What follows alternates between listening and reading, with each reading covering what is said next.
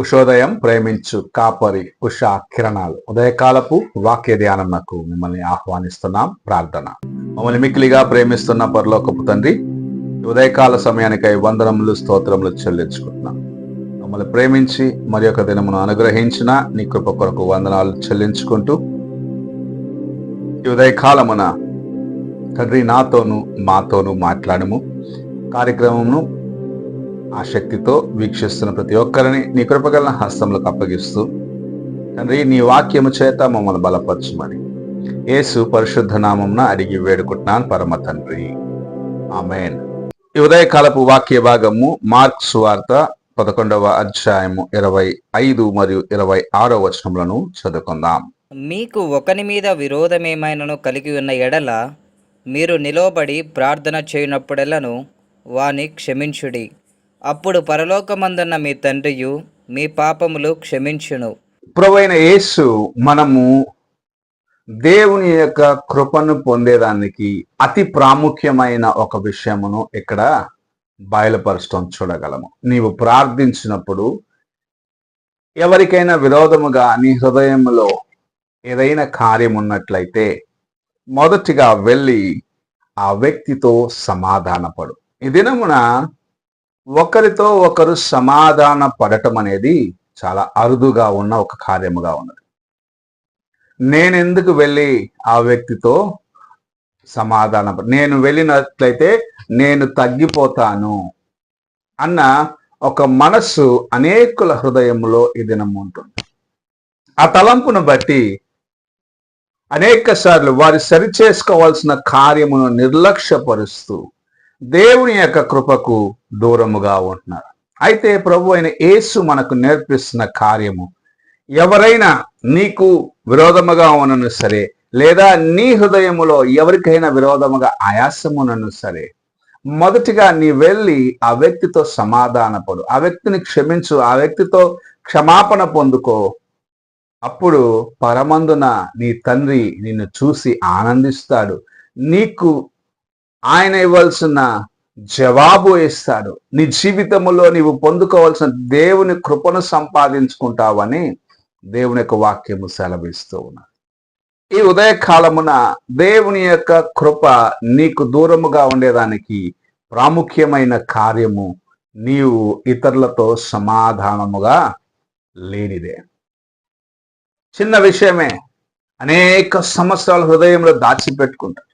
ఆ దినమున నాకు విరోధముగా ఈ మాట మాట్లాడావు అని ఆ మాటను హృదయంలో దాచిపెట్టుకొని ఆ మాటను అనేక సార్లు జ్ఞాపకం చేసుకుంటూ దాన్ని రణము చేసుకొని గాయం ఆరకుండా కానీ జీవించేవారు అనేకులు ఉంటున్నారు. ఇంట్లోనే ఉంటారు, సహోదరులుగా ఉంటారు, సహోదరిగా ఉంటుంది. అయితే చిన్న విషయాన్ని క్షమించలేని దాన్ని బట్టి అది ఆయాసకరమైనదిగా మారి, హృదయములో వేదనగా మారి, అనేక సార్లు హృదయంను గుచ్చి నీ మనస్సును పాడు చేసేదిగా ఉంది. అలాంటి విషయములను మొదటిగా నీవు సరిచేసుకోవాలని ప్రభు నీతో మాట్లాడుతూ ఉన్నాడు.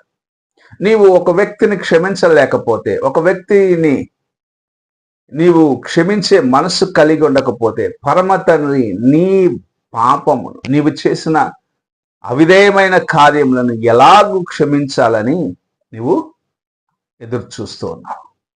చిన్న విషయమే, క్షమించితే సరిపోతుంది. మరలా ఎన్నడూ చేయగా కానీ చెప్పినట్లయితే సరిపోతుంది. కానీ నేను క్షమించను అని హృదయంలో ఆ కార్యమును అలాగనే ఉంచుకున్న దాన్ని బట్టి అది రణముగా ఎలాగ మారిపోయిందో, ప్రభు నిన్ను క్షమించకుండగా నీ పాపము నీలో అలాగనే ఆగిపోయేదానికి నీ స్వభావమే కారణముగా ఉంటుందని ప్రభు ఈ ఉదయకాల సమయంన నీతో మాట్లాడుతూ ఉన్నాడు. దేవుని యొక్క వాక్యం విన్న ప్రియ సహోదరుడా, సహోదరి, ఏ విషయాన్ని నీవు క్షమించలేకపోతున్నావు, ఎటువంటి కార్యమైనా క్షమించినట్లయితే దేవుని యొక్క కృపను నీవు సంపాదించుకొనగలవు అని ప్రభు ఈ వాక్యం ద్వారా మనకు నేర్పిస్తుంది. సిలువ మీద యేసు ప్రభు ఆ కార్యమును మనకు చేసి చూపించినారు. ఆయనను గాయపరిచినారు. రాత్రంతా ఆయనను ఎంతగానో వేదన చెందినట్లుగా చేసినారు. ఆయన రక్తము కారిపోయింది. ఆయన తలలో ముళ్ళ కిరీటము పెట్టి ఆయనను ఎంతగానో అవమానపరిచినప్పటికీ ప్రభు అవన్నిటిని భరించిన వాడిగా, అన్నిటిని సహించిన వాడిగా, తండ్రి వీరు ఏమి చేయుచున్నారో వీరు ఎరుగరు గనుక వీరిని క్షమించమని మొదటి మాటగా శిలువ మీద చెప్పటం చూడగలము. ఆయనను గాయపరిచినారు, ఆయనను అవమానపరిచినారు, ఆయన వీధులు కూడా నడిపించినారు. శిలువ ఆయన యొక్క భుజము మీద పెట్టి ఆయన ఎంతగానో వేదన చెందినట్లుగా చేసినప్పటికీ యేసు ప్రభు ప్రేమతో వారిని చూసి వారిని క్షమించిన కార్యము మన ముందు దేవుని యొక్క వాక్యంలో ఉన్నది. తండ్రి వీరేమి చేయుచున్నారో వీరెరుగరు గనక క్షమించుము అని ఆయన ఎంతగానో దీనముగా తండ్రి దగ్గర వేడుకుంటాం చూస్తూ ఉన్నా. ఆయనను అంత అవమానపరిచినప్పటికీ క్షమించగలిగినప్పుడు ఒక చిన్న కార్యము నీవెందుకు చేయలేకపోతున్నావు? ఎందుకు నీ హృదయంలో ఇంకా గాయమును నీవు పెద్దది చేస్తూ ఉన్నావు? ఎందుకు ఆ విషయాన్ని అలాగనే దాచిపెట్టుకొని దాని ఒక విషములాగా నీలా పెరిగేదానికి కారణముగా ఉంటున్నావు? ప్రభు నీతో మాట్లాడుచూ ఉన్నాడు. ఆ విషయమును విడిచిపెట్టు, క్షమించు, సమాధానపడు, దేవుని కృపను నీ జీవితంలో సంపాదించుకో. క్షమించలేకపోతే ఆయన కృపను నీవు పొందలేవు. క్షమించిన ఎడల నిత్యమైన ఆశీర్వాదమును ప్రభు నీకు ఇవ్వాలని ఆశిస్తూ ఈ ఉదయకాల సమయంన నీతో మాట్లాడుచూ ఉన్నాడు. దేవుని సన్నిధికి వెళ్తున్నావు, దేవుని యొక్క వాక్యం వింటున్నావు. నీ హృదయంలో ఉన్న కార్యమును దేవునితో సరి చేసుకో. ఎవరికి విరోధముగా ఏ కార్యము నీ హృదయంలో ఉన్నదో వారిని క్షమించుము, లేకుంటే క్షమాపణ అడుగుము.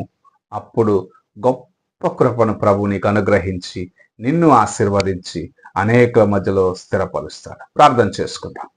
మమ్మల్ని మిక్కిలిగా ప్రేమిస్తున్న పరలోకపు తండ్రి, ఈ ఉదయకాల సమయమున మీరు మాకు అనుగ్రహించిన నీ వాక్యమును బట్టి వందనాలు చెల్లించుకుంటూ నీకోసము నాయన ఎదురు చూసేవారిగా మేము ఉండునట్లుగా మా యొక్క హృదయమును ప్రతి దినము పరీక్షించుకొని నీకు విరోధముగా చేసిన ప్రతి కార్యమును ఒప్పుకొని సరిచేసుకొని ఎవరినైతే నాయన మేము క్షమించలేక మా హృదయములో